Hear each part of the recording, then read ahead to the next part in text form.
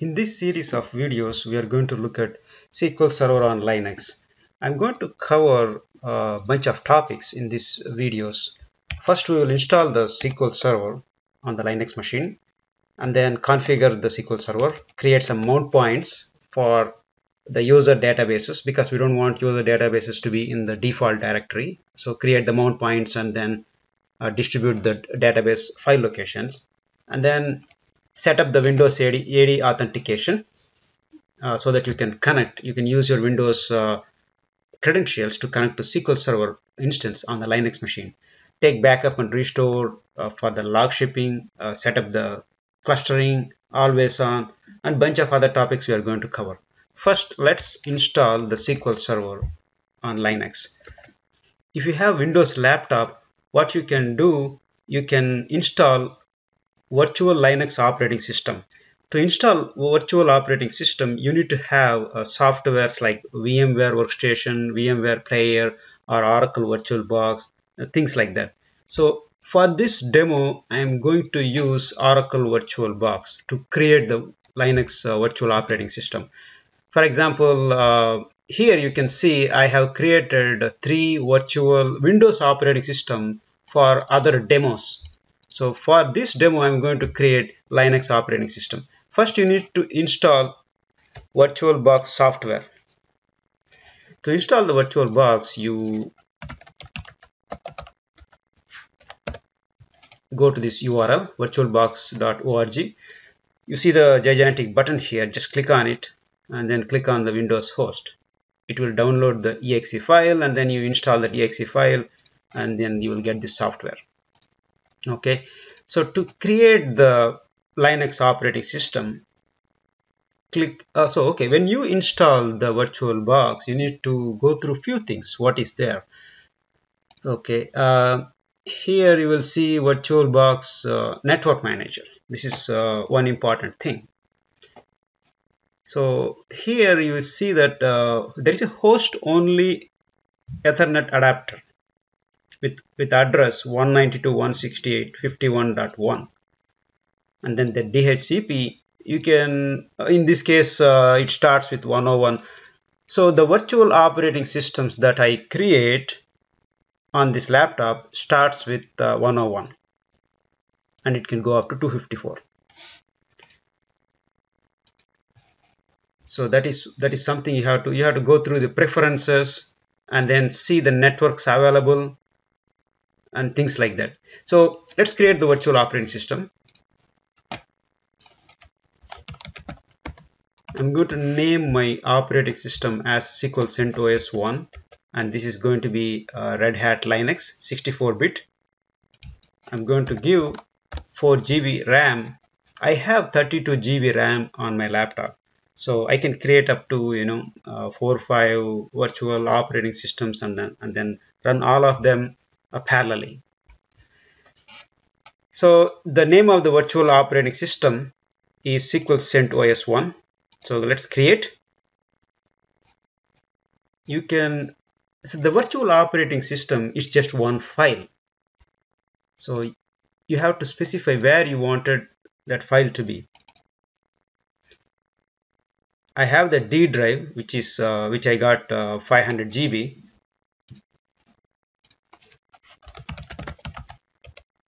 I'm going to create a directory. This is where I'm going to store my virtual operating system files. So this is my hard drive, root partition, the space for root partition 80 GBs. This is something like a C drive for this Linux operating system, 80 GB.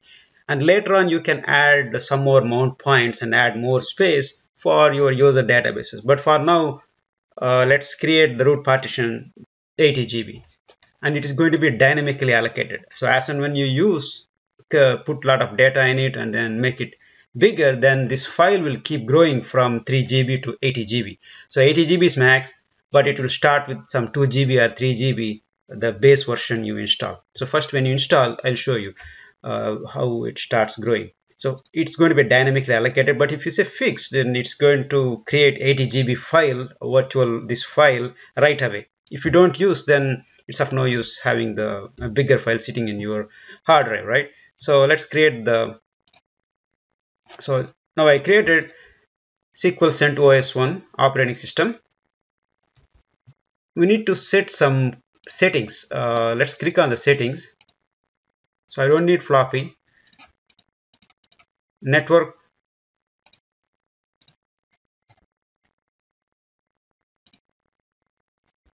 so let's keep it as a NAT, and then host only adapter. So you can change this, depends on however way you want. You can keep the first one as a host only adapter and then the next one as a NAT. It's up to you. So but basically I need two network adapters. One adapter is host only adapter, the internal network between the virtual operating systems. Okay, here let's say if I wanted to create a cluster or some always on or anything, I wanted to create some bunch of operating systems here. So then all of them are going to communicate with one internal network, that is the host only adapter. But sometimes I need to download some packages from internet and then install it. So for that I need the NAT, either NAT or the bridge. Okay, if I give bridge adapter, it's going to acquire acquire an IP address from my router. I have the router, wireless router this laptop is connected to, and this virtual operating system is going to get an IP from that router. So in this case I'm going to use NAT. So if I am not connected to router, so how are you going to use this, how are you going to download, for example? So NAT is better way of connecting to internet. You don't need really a separate IP address unless you wanted to. But the first adapter is host only and the other one is for the internet. And click OK. You configured, and then you can set the CPU, etc., etc. There are so many other things. If you just go around, how many processors you wanted to configure for this operating system. I said just one. And then there are plenty of other things you can configure. So for me, the network is very important, and then this storage, and then the RAM. System, this is the RAM, and then storage, and then network. These are the important things for me here right now. So let's start the operating system.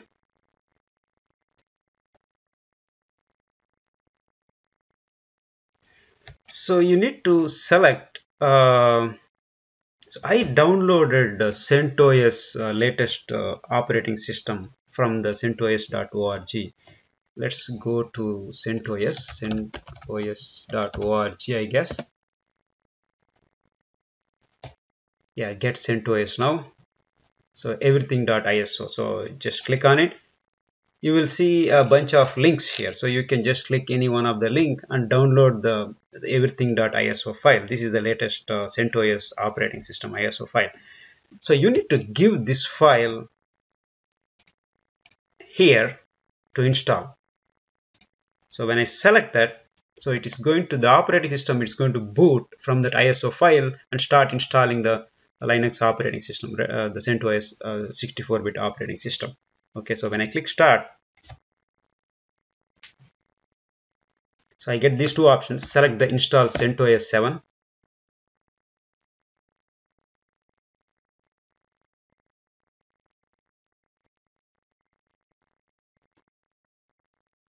Okay, click continue.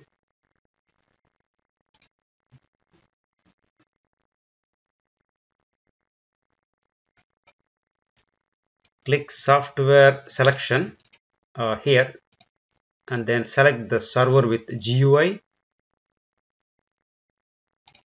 and then click done. Click on the installation destination, just click done. You don't need to do anything there. And kdump, you just disable it. You don't need kdump for this demo. And then network, you don't, okay, yeah, network, you click on the network, and you don't need to do anything here. Just change the server name. This is SQL CentOS 1. Okay, let me show you that. just click. If you wanted to come out when you are here, if you wanted to come out to your laptop, you need to press the right control. The keyboard, there are two control buttons. One is on left side and other one is on right side. So you click on just press the control button on the right side. It will allow you to take the control and you can click on any of your Windows applications. So if you see here, this is the name of the operating system within the VirtualBox, and this is the name of the actual operating system inside the Linux. Okay, this can be different than this one. You can name it as ABC, and you can name it as a SQL CentOS1, anything you want. So once you enter the Linux server name, click apply. So current host name is SQL CentOS1. Just click done and then begin the installation. So it is installing the Linux operating system. Now it's copying the files and setting up the operating system for you. So you can now you can set the root password.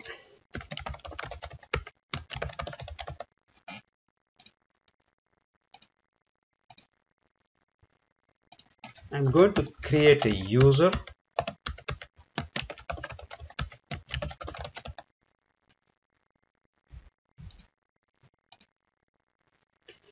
So the password, wherever I'm going to enter the password, I'm going to use admin123, capital A. That's a password. I'm going to enter heck a lot of passwords all over the place for SA, root, this, that. There are so many passwords you'll be entering.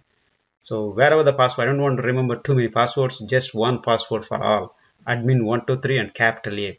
So this Linux operating system, the installation is going to take some time because we selected the server with GUI.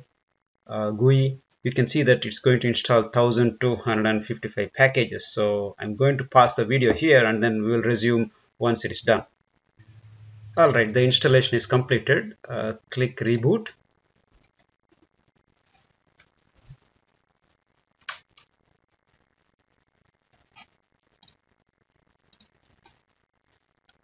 Accept the license. Finish the configuration.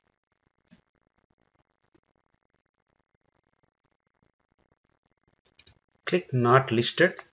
You see the not listed here. Just click on it and then log in as a root.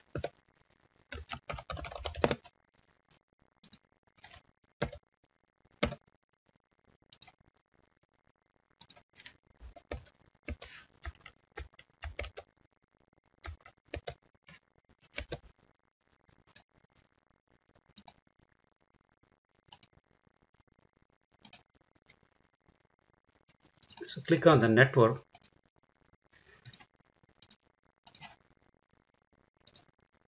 So this is the NAT network and this is the host only adapter. Let's configure connect automatically. Select the manual. Let's give 105 the IP address.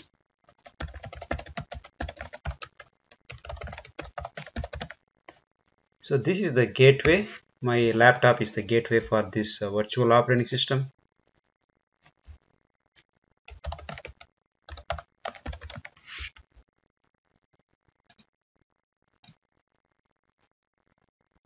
And then apply.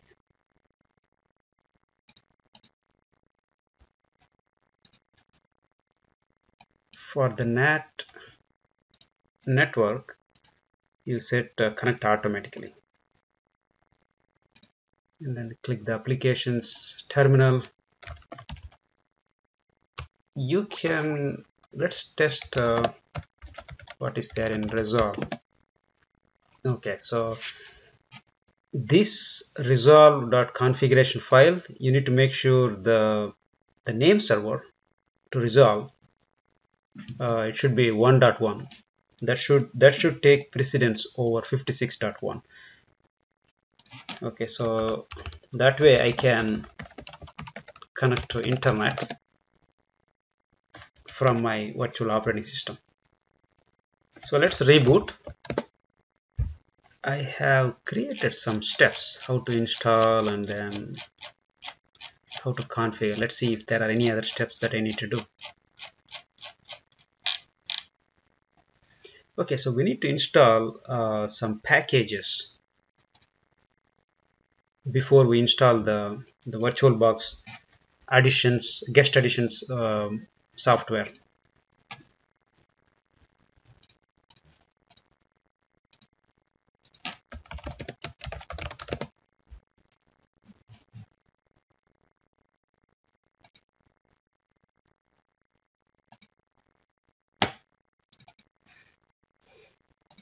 Okay, so the both networks are up. So if I now it's reversed actually. So let's do this. Let's turn it down and then bring it up again. Let's see what happens. Okay, now we got the name servers reversed, so we are good. Now see, I have given the IP address for this host only adapter 105 this 156 subnet. In this I have 105, so I can use PuTTY or MobiXterm any SSH tools to connect to the Linux operating system. So I prefer MobiXterm. You can download MobiXterm personal for free. The advantage of using MobiXterm over PuTTY is you have the X server and then SFTP. You can upload some files instead of downloading another software, WinSCP or FileZilla or what. You don't need, you got all in one tool. So if you are installing Oracle software and you need that X server, it's already there. Otherwise you need to download the XTerm and then do a lot of settings. So I prefer MobiXterm over PuTTY, so to connect to the Linux servers. So since I have given IP address specifically for my Linux operating system, I'm going to connect to the operating system now. So I can typically use the user when I install when I was installing the SQL Server, the Linux operating system. I have created this Linux user account. I can use that account to connect. Again I have to sudo to the root to install the software. So why unnecessarily changing the account? So let's directly use root account. But typically you will be using your different user accounts, SQL Server or something else. So I have connected to the Linux operating system. So the host name is SQL CentOS 1. I can ping the internet Google site. All right, let's install some packages before we install the virtual guest edition software. So I have listed down these steps from CentOS.org website. You don't need to research. You can just if you are looking at the video, you can just copy and you can just type in what I'm doing. So that should be fair enough.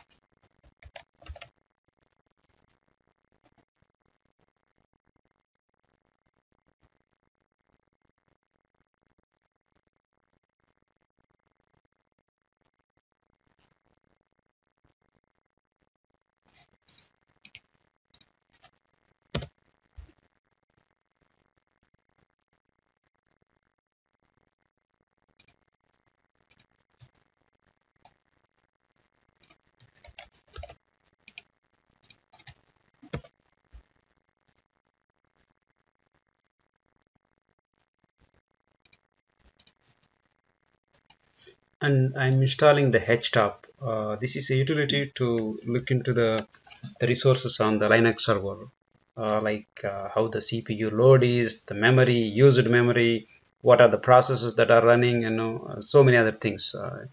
This is a little bit GUI based top. If you know top utility, this is a little bit more colors and then a lot of bells and whistles. I'm going to install this htop. Just copy that line and then paste it here.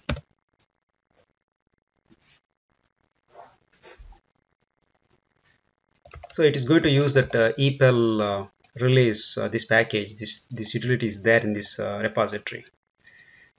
Okay, so now I'm going to upgrade whatever the packages in my Linux operating system. So the software I downloaded here, the Linux operating system, there are plenty of changes after this release. So if I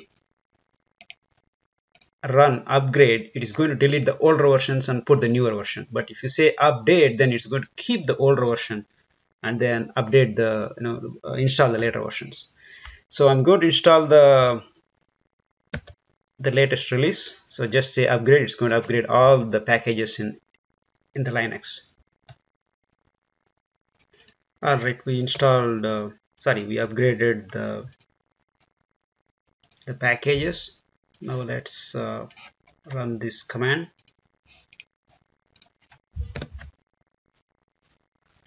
Okay, I installed the kernel development. Now we need to install the. So when you see this screen, press the escape button. Password capital A, admin123. Now click the devices and then insert guest addition CD image.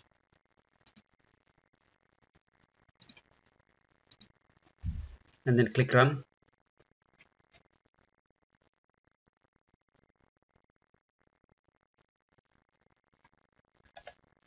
Press the right control button. It will take some time to install. I'm going to pause the video here, but to come out of the guest operating system, you need to press the right control button. That way it will allow you to navigate to your local applications. So it's going to take some time. I'm going to pause the video. Okay, the guest additions are completed. Just click the enter key. Reboot the server. Enter.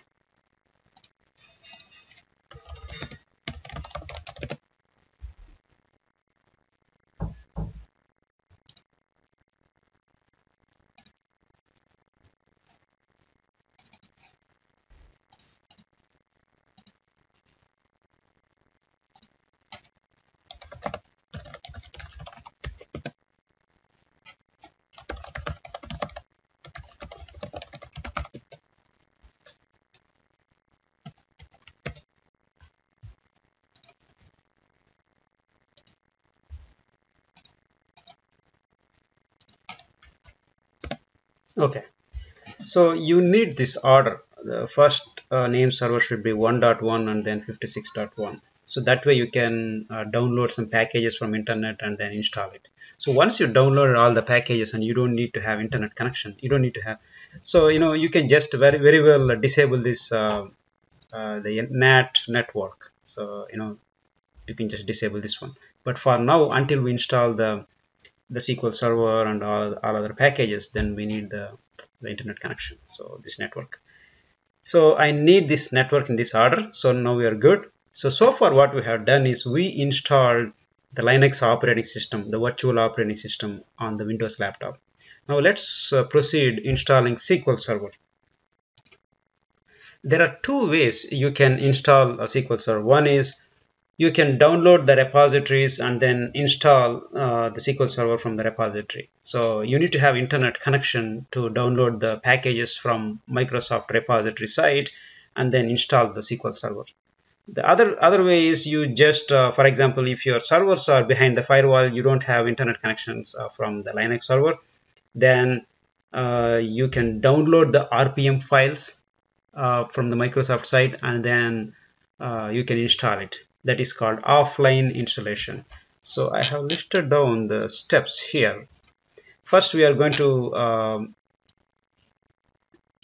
install the SQL Server using the yum install method, that is online installation. You just connect the server to the internet and then download and install. The installation is very simple. This is one way if you have internet connection. If you don't have, then there is offline installation. You just download the RPM files and then you can use yum local install to install the SQL Server. Before I proceed installing SQL Server, I'm going to do this. I'm going to power off. I'm going to take backup of my virtual operating system, because if I mess up something, then see, here is where is it? Okay, this is the virtual operating system. So it is 4.8 GB so far. We gave 80 GB for this virtual operating system, the root partition, hard disk. Okay, so we said dynamically allocated. So it used 4.8 GB so far. So this is the base version. We just installed the Linux. We didn't install any other software. So let's take a backup of this. I said control and paste here. So it is so this is the fresh operating system, let's say. So this is the file. This is the virtual operating system file that VirtualBox uses. So you can click the settings to see where this file is. Somewhere it should show. Okay, this is the file. Okay, not here, not here.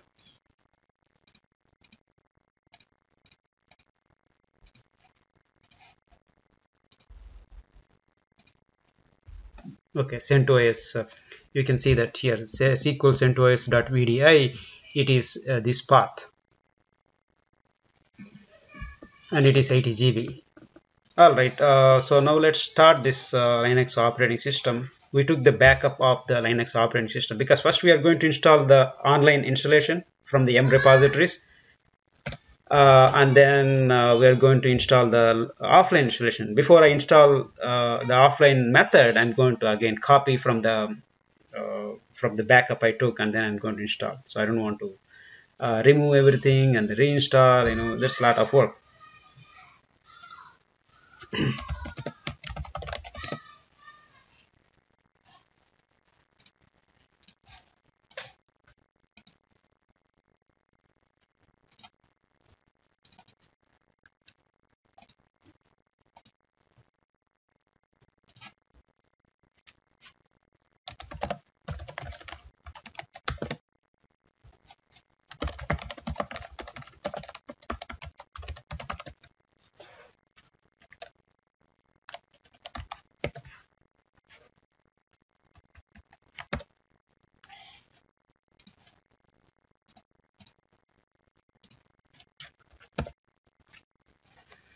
All right.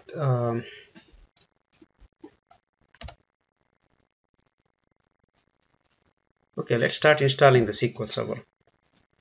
So here, first you need to make sure these are the steps in general. So to install the SQL Server, you need to download the repository file and then you install. That's it. Those are the two commands to install.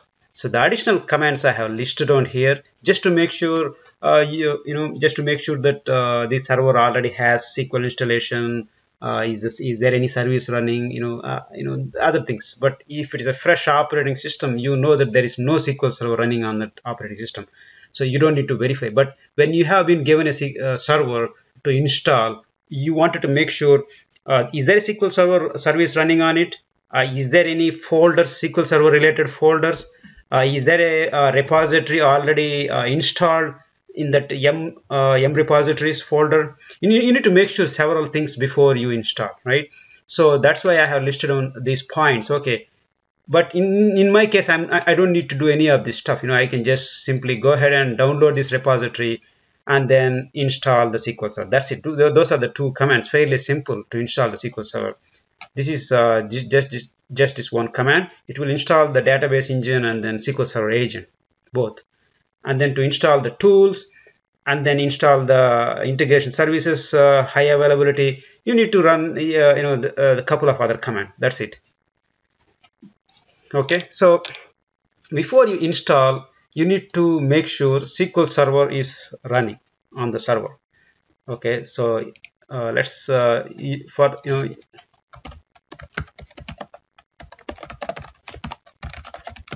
this is how you verify the status of a service. It says SQL Server service unit, it cannot be found. Okay, that way I know that okay, the service is not running. Then just go here and check the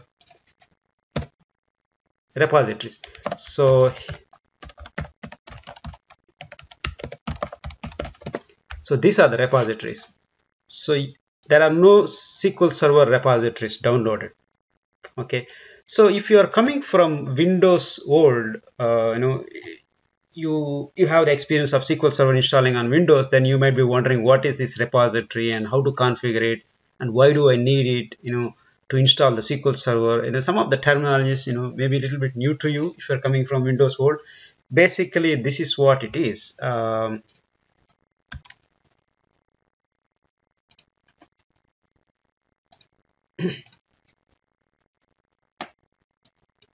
Let's say this is your if you are familiar with this Linux terminologies, it will be a little bit boring. But if you are coming from Windows world, it will be a little bit helpful to know some of the basic terminologies of what these repositories and then why you need it and stuff like that. So here, let's say this is your Linux server. Let's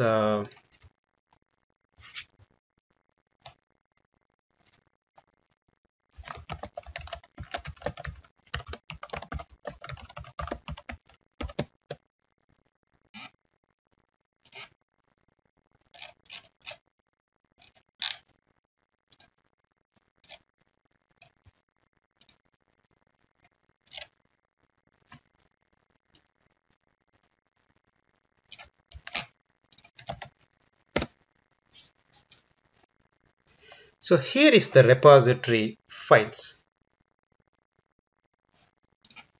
Okay, so let's see where else we get the packages.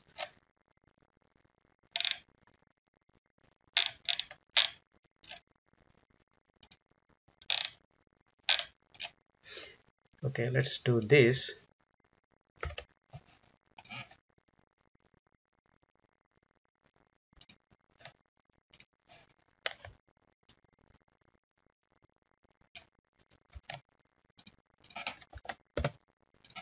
So here is where the software is. So in Linux, you call it as a package. In Windows, you call it as the software. So here in this folder, you can see, okay, you see there are four folders here. One is SQL Server 2017, and then GDR, preview, and stuff like that. So you generally don't need these two folders. You have the database related software, the packages in this folder, and the client tools, the client connectivity utilities or tools, whatever the PowerShell or ODBC connectivity or SQL CMD, whatever the client connectivity tools are in this folder. So all you need to concern about just these two folders. One is this, all database related packages, and then connectivity packages. So you click on this one. So you will see this is database engine software. This is agent related, SQL Server agent related software. These are multiple versions. This is the RTM and this is a CU1, 2, 3, 4. Okay, there are 4 cumulative updates and starting with RTM. Okay, so you will see that, okay, this is the database engine, agent, and then full text search, high availability, integration service. All right, so if you go to SQL Server builds, you will see those packages here, the versions here. So this is the RTM and 1, 2, 3, 4. The 4 cumulative updates have been released. So you will see those versions here. So the first one, it says 14.0.1000. So that's what it is. And then 14.0.30.22. So that's what it is. Okay. So this is that URL. This is where this software, the packages. Okay. So you need to. So this you are going to install the SQL Server on this Linux server. Okay. So let's say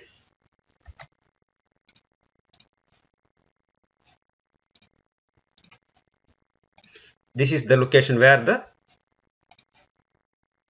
software is located. All right, so the repository is nothing but a file. So repository is nothing but a file with a URL with a URL points to this location.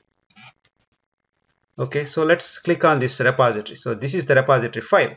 So again, I told you GDR, forget about it. Preview, forget about it. This is a package. I don't know what this package. This may be related to some R services. You don't need to worry about it. This two and this, you don't need to worry about it. This is the database package, and this is the client tools package. Sorry, the repository. Okay, so just click on the this repository, this file, and just open it, and you will see it has the URL. So all the repository means it's just a file which says, okay, where is the URL of the software, right? This is the software, this is the URL, and this is that URL. So that's what I copied, this URL here. So this is where my software is located. And then repository is just a file which has the URL, which has a URL where the software is located. And then you use the yum utility.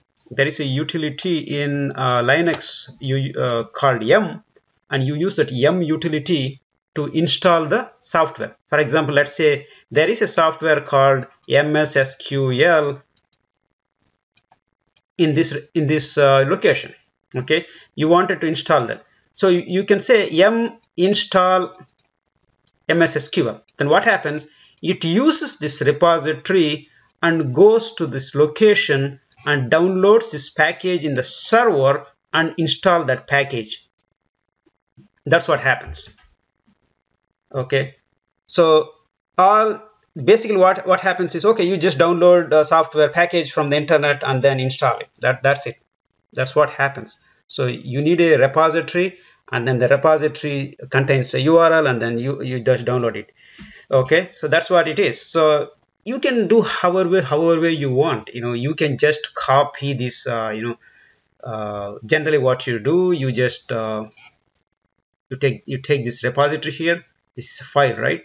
So you just take this repository and then copy it here, and then you just install it. You can do it using Windows. You can download, and you can use WinSCP or SFTP to copy the file in the etc yum repos.d folder, in this folder.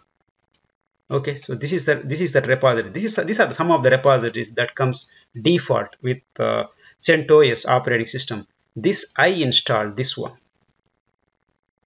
First, you need to copy this repository, this file, where it, that contains the URL where the software is located. So this command, it just copies. So let me show you that command. Okay, so it says the repository is here, and copy that repository to this folder, right? This is that folder as MS SQL Server. You can name that repository however you want, whatever the name you want, you can put it. It doesn't matter. Okay, so if you execute this one, what happens? It just copies that file. So list the files. You will see that it's a 232 bytes file you copied. So let's see what is there in the file. It just has, okay, this is the location where the software is. That's it. It doesn't have anything else, right? Then what you do,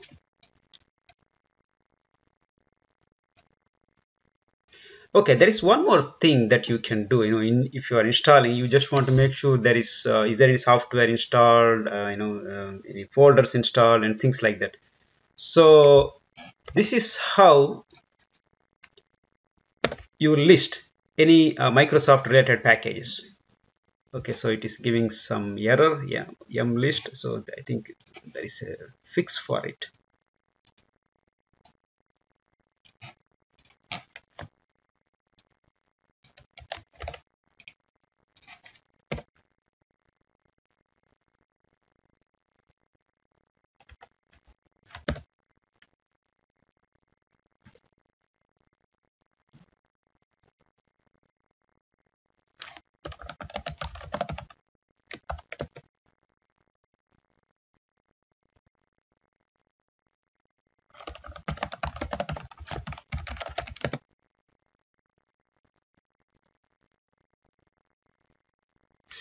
Okay, so I'm just listing the Microsoft SQL Server packages. So it shows that the package is available, but I haven't installed it. So now we can go ahead and install it. So to install, you just say yum install a SQL Server. So this is how you execute. Just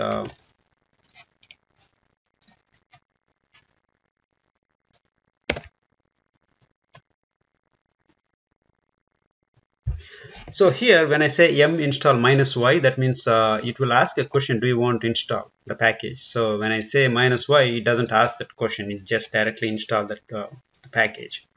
So here I am installing the MS SQL Server database engine.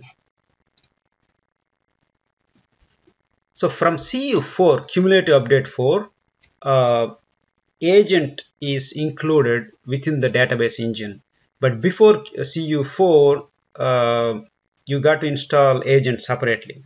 You have to install database engine. To install the database engine, you say MS SQL Server, that's it. But for to install the database engine, MS SQL Server. But to install the agent, you have to say MS SQL -server-agent. Okay, so you need to install the agent separately, but from CU4 onwards, the agent is part of the database engine. All you need to do is just enable the agent. So if you look at the manual, it says, okay, from CU4 onwards, you need to just enable the agent. So that means agent, you don't need to install, because agent is part of the database engine package. But before that, you need to install the agent separately, because it is separated. Okay, so now we install the database engine. Now you can see if the service is running. So you can say status. This is how you verify the SQL Server is running. Okay, so it says the server is not running. Okay, because you didn't configure the database. So in Windows, when you install SQL Server, so you specify a lot of things where you want the software binaries to be installed. What is the SA password? What is the the edition that you wanted to install? You wanted to accept the license. What is the service account? There are so many questions, right?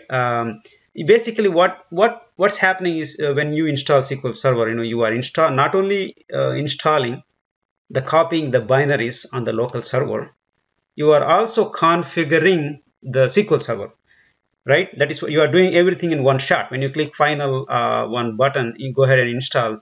It just copies the binaries and create the master database and set up the SA password, whatnot. It does a lot of things for you. There are some 10 to 15 screens that you have to enter so much of information, right? So, but in Linux, it's two different things. First, you install the binaries. That's what you call installing means. And then you have to configure it separately. So when you install using this yum command, yum install the database engine, what it does is just install the binaries, and then it gives a message saying that the installation is succeeded. You need to run this command to configure the database. Until you configure, the system database is not going to be created, right? This, if you run this status, it's not going to run, because there is no system databases. When you configure, that's the time you create the system databases and then service master key, all that stuff, and set the SA password, and then you can start the SQL Server. So that's why it says the status is not running, it's not loaded. Okay, so it's disabled. So you need to run the configuration now. Okay, so to run the configuration, okay, let's run the configuration. Okay, before I run the configuration, you need to see where the files are installed. Okay, so you can say list.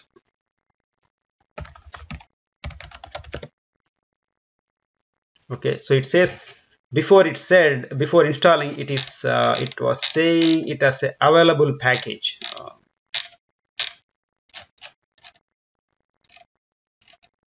See, it was saying this package is available in the repository to install, right? It is listed as available package.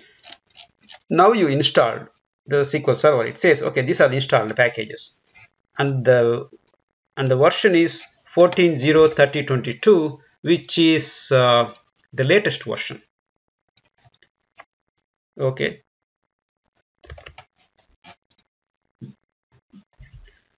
And then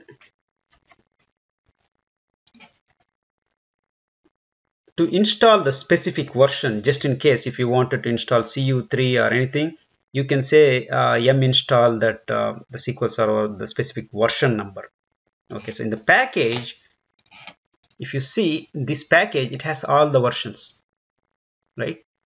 It has versions from RTM CU1 to CU4. But when you say install MS SQL Server, then it takes the latest cumulative latest version and install it. But if you want this specific version to install, you have to say install this entire package. This package, in the Windows you will see that exe, but here it is RPM, Red Hat Package Manager. Okay, that's how they package the software. So you have to specify install this specific version to install the CU3 or SQL Server CU3. But when you just say install SQL Server, it's going to take the latest version and then install it. Okay, so there are three types actually. There are three things. One is this package repository, and then this GDR. You generally don't need to know much about it. Basically, it's just RTM with some security patches. But some people might prefer to install this, but generally you won't be needing this one. So you need this package. Okay, so this command, it will tell you where it will list the packages. Sorry, the package files. So I'm copying that command. So it's RPM. So this is the folder where it installed the SQL Server binaries. All the SQL Server binaries are under OPT MS SQL folder.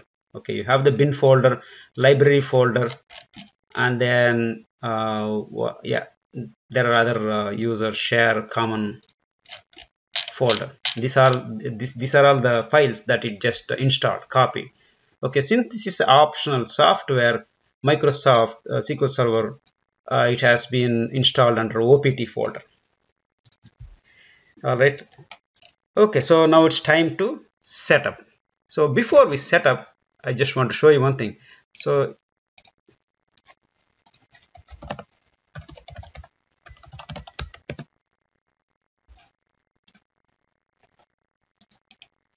I don't know why it's taking some time. Let's okay. All right.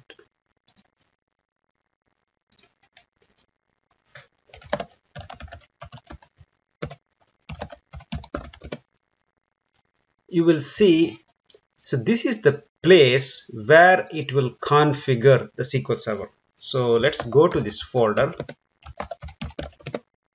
So it just has this parameter, SQL agent. SQL agent is installed, but it is disabled by default. So you have to enable it manually. It depends on if you need SQL agent, yeah, you can enable, otherwise you don't need to, but it is disabled by default. So this is one little piece of information that it configured already, because it installed the SQL Server agent, but it didn't configure anything else. The configuration folder is pretty much empty other than just this file, right? You can see that here, this folder, we are in this folder, present working directory. So in this folder there are no files. So you can go one step back and see what other files we got. Just nothing, just one folder, MS SQL Server. Okay, so now let's configure. To configure, you can run the configuration script under this the binary folder. So here you can see, when you run this configuration setup, it will ask so many questions. Not so many questions, just 2 or 3. That's it, not more than that.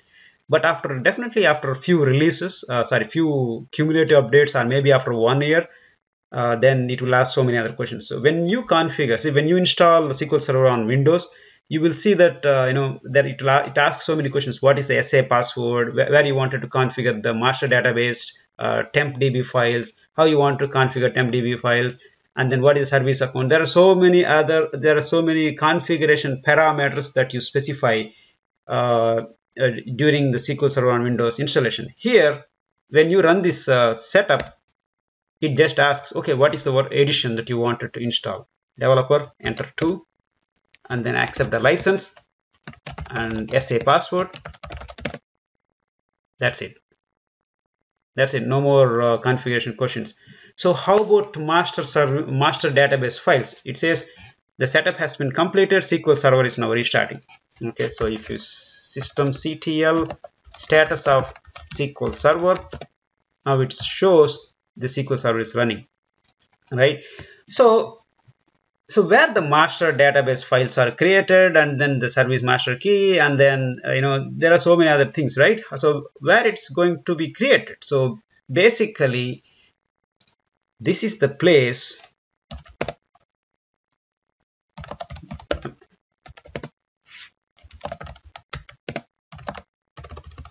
you can see it. I mean, where OPT MS SQL. Now if I list, now I can see a lot of not lot, couple of other folders. Earlier in this MS SQL directory, there is nothing other than MS SQL configuration file. But now you have data file and log directory. So if you take a look at the data directory, here is where the default location for storing the system database files. Okay, this is like a C drive, program files, Microsoft SQL Server, and then there you got data. Whatever the defaults you accept in Windows. This is something like that. This is the default path, default directory to store the system database files. Okay, go one step back, and this log, you are in log, so list the log. You will see this is the SQL Server error log file. Okay, so you can say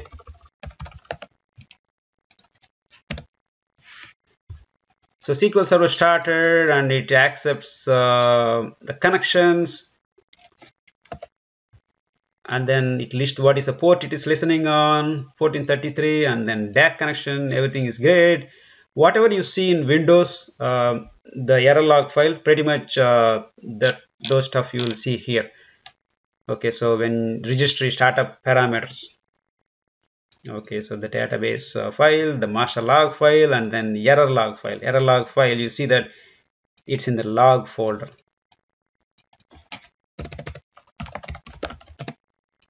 Here you will see there are other the error log files. Okay, so this is the default error log file. So from CU4 onwards, cumulative update 4 onwards, you can change the master database location to a different path.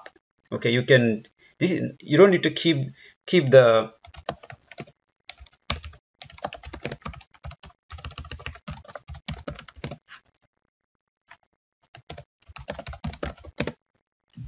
So this is the default location.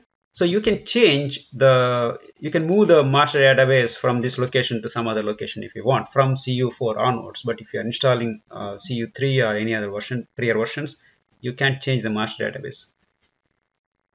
So how about the MSDB and TEM? No, as of now, there is no there is nothing about the TempDB and then the MSDB database files. So it has to be in this folder. Now the SQL Server is started. When you configure, it configures the database and then it starts the SQL Server. That's what it says here. So now this is how you check the status of SQL Server. Any service, you can say system control status of any service, firewall D or whatever service, you can check the status of it. Okay, it says the service is active, running from so and so date, and it is loaded and the service is enabled. That means when the server boots up, it will run the SQL service automatically. Okay, so if you say disable service, see, it is still running, but it disabled. Next time when you restart the Linux, it will not run the SQL Server automatically because it removed the symlink from this folder. Okay, so you don't need to mess around with that. But when you are working with clusters or always on, not always on, cluster in specific, you have to disable the SQL Server service, because the cluster in the Linux, which is a pacemaker. So the Linux cluster, it will decide and it will bring the database services up. You don't want server to automatically bring the database service, because you don't want multiple nodes running at the same time accessing the database files. It will corrupt the data shared storage. Okay, so if you are setting up the SQL Server in a clustered environment, you have to disable the SQL Server service on both nodes first. That's it. Okay, when you set up the cluster will manage the resources to bring up and down. That's its job. But if you are installing the SQL Server on a standalone machine, then you can just leave the service to be enabled. Why not? When you configure the SQL Server, it will enable the service by default. When you restart the server, it will automatically start. Let it run. You have no problem. But in cluster, you have to do something different. You got to disable it. Okay, but this is how you disable it. You just say disable the SQL Server service, disable it. Okay, so since it is going to be standalone, let's enable it. Now it's going to create the symlink. That way it keeps the service up and running. Okay, so here this is what the service says. Okay, service says it's running now, and this is the master PID process ID, and this is child PID. Okay, master PID is 3868, and then this is a child process ID. So this is the process. The child process is the one that is running the SQL Server database engine. The master, the parent PID, not PID. The parent process ID, it just controls the child. Okay, if the database engine crashed, if it has to restart, so right, if the database engine crashed, then the parent PID, it will restart the child PID again. Okay, so and also the error control mechanism. So the design is this: you need to have a driver program controls the child program. Okay, this is not a browser service, or this is not a database service, nothing like that. Parent child process, that's how the design of this database engine. The proper way of restarting and then reporting and etc. It needs multiple process. Okay, so when we installed the Linux in the beginning, we installed the htop utility, if you remember. Right, so you can type htop to see how the system is doing. Okay, you can see how the CPU is doing, how his memory is doing, what are the processes, and you can even filter, search, or sort. So you can press F6 to sort whatever the user exit, Control C to exit from that htop. Alright, so now we have configured the SQL Server. See, when we run this command mssql conf, so we entered, it asked a couple of questions. Okay, what is the edition that you wanted to install? What is the, you wanted to accept the license? What is the SA password, right? It asked 3 questions. So what you can do, you can pass some parameters. Okay, so instead of you manually entering, yes, I wanted to install developer edition, blah, blah, blah, you can pass some parameters. Okay, I accept the license. I wanted to install the developer edition. This is the SA password and this is the port number. You can specify whatever.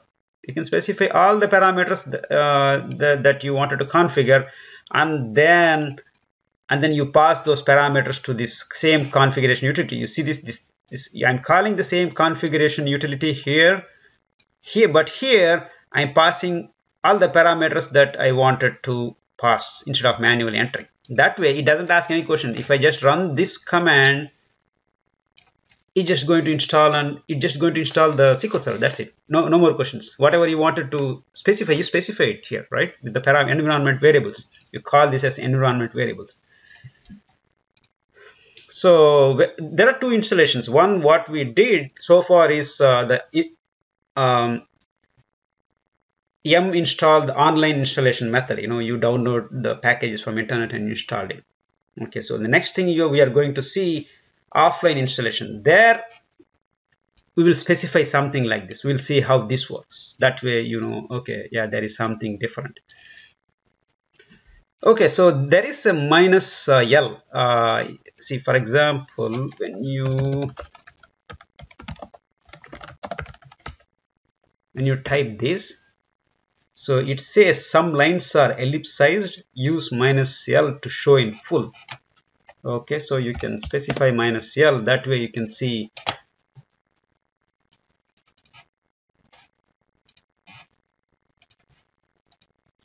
the long listing of the entire line. Okay, so what else remaining? The configuration utility automatically enables the SQL service. We don't need to do that, but you can enable it again. It's not going to harm anything. And the other thing is the firewall settings. If you have firewall running on the Linux, you got to add these entries in your firewall port. You wanted to open the port because the remote connections from the application server or from management studio from different server, it's going to connect to the database. So you need to open this port for the users to connect. Okay, so in my scenario, there is internal firewall running. All I got to do is for this demo, I'm going to disable it. So to see the status of this firewall service, yeah, firewall is running. And firewall is running and it is enabled. Okay, so stop the firewall. Now the status is not running, but still enabled. Next time when you restart, it's going to run the firewall service. So I'm going to disable the firewall service. Now when I say status, the status is stopped and disabled. Okay, for this demo, I like the way it is. I don't want any firewall for this server. Okay, so here, this is the place we have seen the binaries. You can list RPM query, list the MS SQL Server, this package. It will list the package contents, the files in this package, right? And then this is the location where the data files, the system database files are located. And now, so far we have installed the SQL Server database and then the agent that comes with database. And then we need to enable the agent. Okay, to enable the agent, let's see, there is a set command you can use to enable the agent.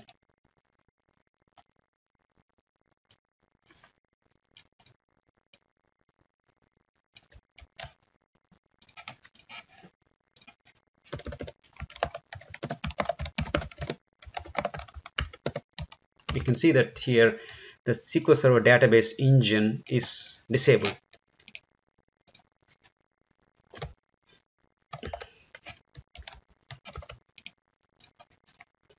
So you have to call the configuration utility. See, the same configuration utility, but instead of setup the configuration, we are going to use the set option. We're going to set the configuration options. We are going to change the default option. Okay, so we're going to set the, so we can first list what options are available. So here it says somewhere it should say agent. Yeah, SQL agent enabled, right? So here you can say set enabled equal to true. So that seems to be,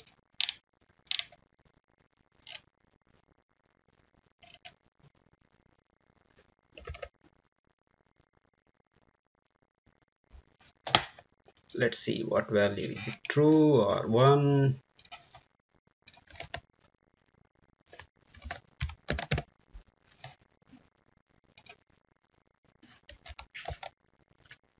Okay, so you don't need to say hyphen, all you got to say is just true. Okay, so all right, now it says the SQL Server needs to be restarted. Now this is set as enabled equal to true.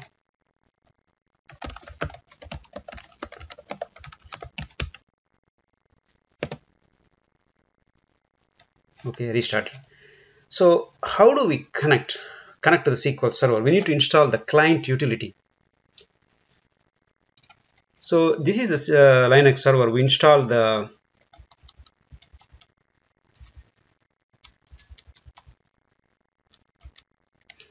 database service here, and we need to install the client tool here, and then we can connect to the SQL Server database engine. Or if you have the Windows server or your laptop, you can install SSMS Management Studio, and from Management Studio you can connect to the database service. Okay, so but you need to install the client connectivity tools on the local server where you have the database engine, so that you can directly connect to the database engine from the server.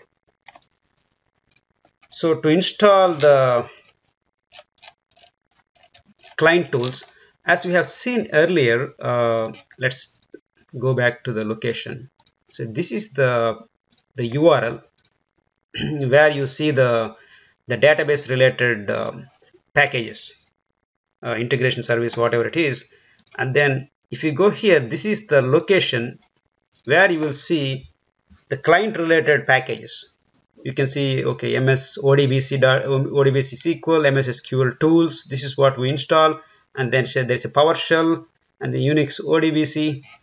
So whichever depends on what you wanted to install, you can come to this location. This is the client connectivity utilities. Whichever the utility you want, you just download and install. For us, we need the SQL CMD tool. The SQL CMD is in this one. So we need to install MS SQL tools. Okay, so MS SQL tools depends on MS ODBC, and then that depends on Unix ODBC. So we got installed Unix ODBC, MS ODBC SQL, and then MS SQL tools. Okay, so this is the URL. Okay, so this URL is in this repository. So if I click on it, I get this file. It is just 193 bytes file. So you see that this location, Red Hat Enterprise Linux 7 prod, this is that folder. Okay, this is that folder. Okay, so you got to download this repository and then put that repository file in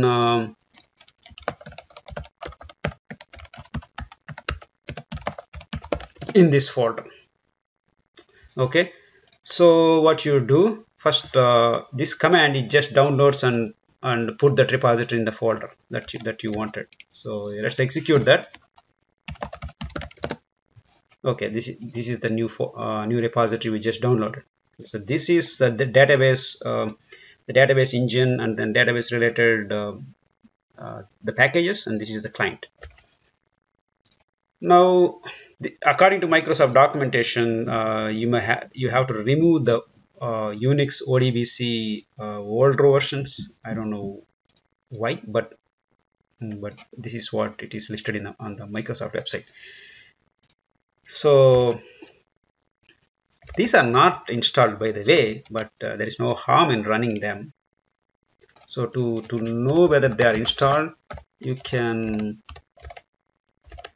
so Unix ODBC, it says Unix ODBC, these are available packages. So that means they are not installed yet. Okay, so even if you run this one, it says there is nothing to delete, there's nothing to remove. Okay, so now let's install.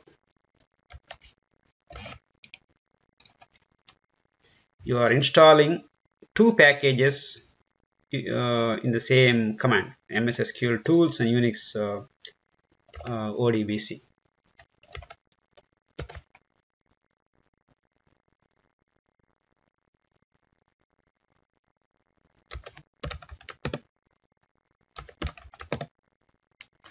Okay, installed. And then you need to have the path. You need to set the path. So if you say now you install the, see, when you install the SQL Server on Windows, what happens is it just install the binaries and then configures the SQL Server, create the system database, set the SA password, blah blah blah, and then also it puts the entry, it appends the binaries, Microsoft SQL Server binaries in the path system path variable. So when after you install the SQL Server, you can open the command prompt and on the local server you can type SQL CMD. It works, right? Because the path knows it. But here in Linux, you have to do everything manually. You install the binaries, you configure it, you set the path. You have to do everything on your own. If you don't set it, then the SQL CMD we install the client tool, but we cannot run this because it doesn't know where it is, because it's not there in my path. So I need to set the binary, the tools binaries in my path. Okay, so if there are 10 users, you got to set this path for all 10 users. Okay, so I'm pretty much using the root account, so I'm going to set this this location. This is where you can see this is the location.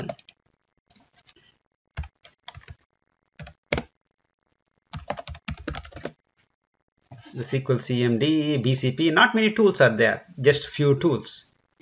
The SQL Server on Linux is still in budding stage. There are not many tools are available, just the basic tools. So the SQL CMD is here. So you need to put this in the path. So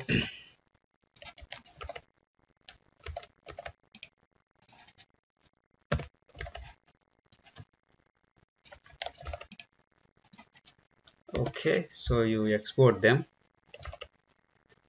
and then source that -rc file again, and then echo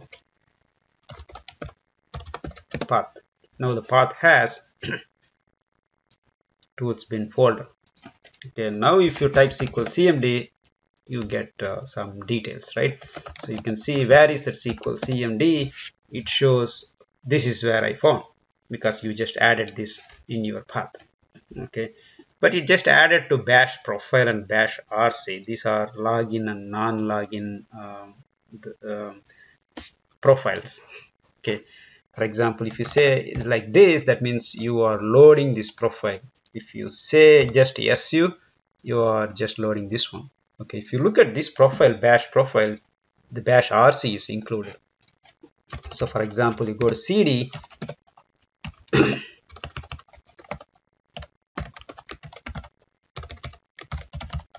bash profile, you are loading the bash rc. Okay, so you have set the path in bash rc as well as bash profile.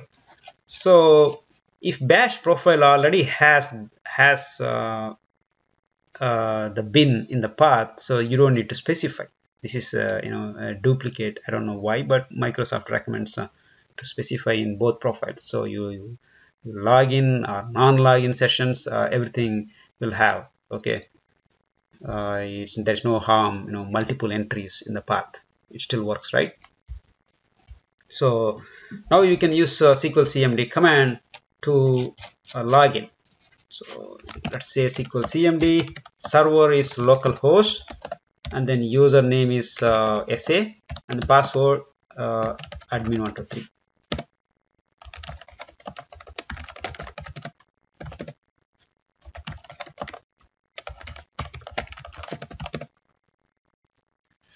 Okay, so you can write some commands like select star from sys databases, whatever it is, it's going to display the data. You can also say, you can execute queries like this.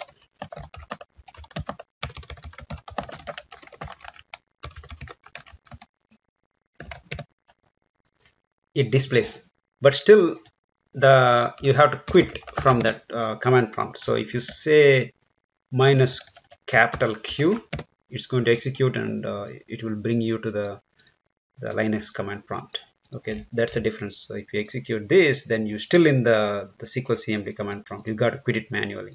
Here it just executes and quit. So now we installed the SQL Server. Let's see what else we got to cover here. Yeah, the SA password. You got to check this expiration off, otherwise it's going to expire after 30 days. Depends on the policy. So I would say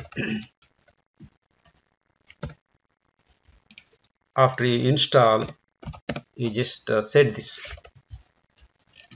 and then there is a SSIS package. This is how install SSIS package. To install SSIS package, you need this repository, because in this repository points to this URL. In this URL you got the IS integration service. Okay, so all you need to do is just download this repository, put it in m.repos.d folder, and then just install it, right? So that is what this command is saying. Okay, you got the repository here, and then copy the repository to this location, and then install the integration service, and then there is another command to configure the SSIS. That's it. Nothing much. And then on the SSIS, when you install this package, it will install in this folder. Okay, this is the same folder, MS SQL install, right? So the same folder, OPT folder, SSIS will also be installed. So you got to load those binary path to execute any SSIS package. Okay, all the binaries are there. Well, this is how you install and configure the SQL Server. So here what we can do, I got a Windows Server, Windows Source operating system. Okay, so sorry, the Windows operating system. So what I have, see here, I got Windows domain control, and there are two servers. These two servers join to the Windows domain controller.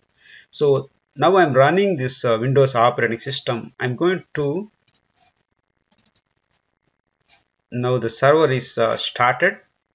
I can use the remote desktop connection to connect to this server. Of course, I can connect here like this. I can go and I can connect, but let's run this way.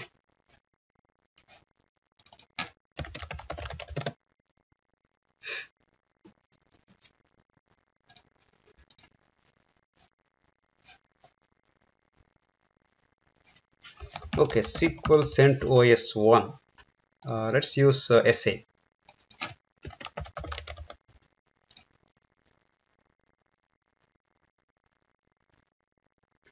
I don't know what the server name is. I will use the IP address.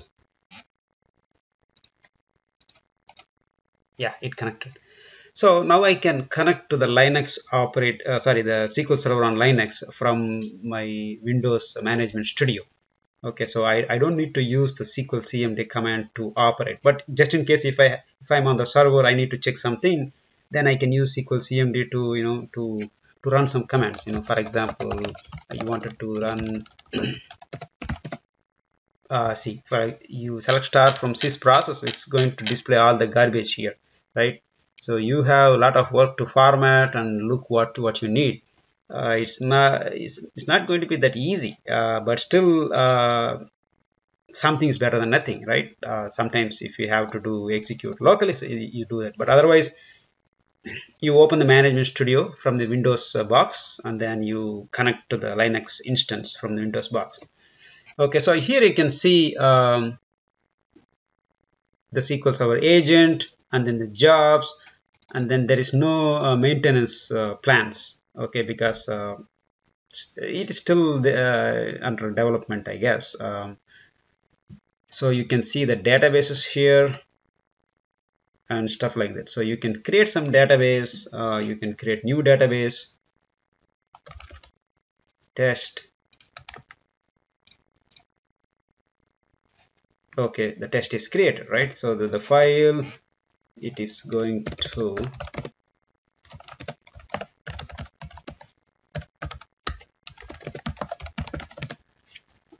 okay, so here is the test database file that you create.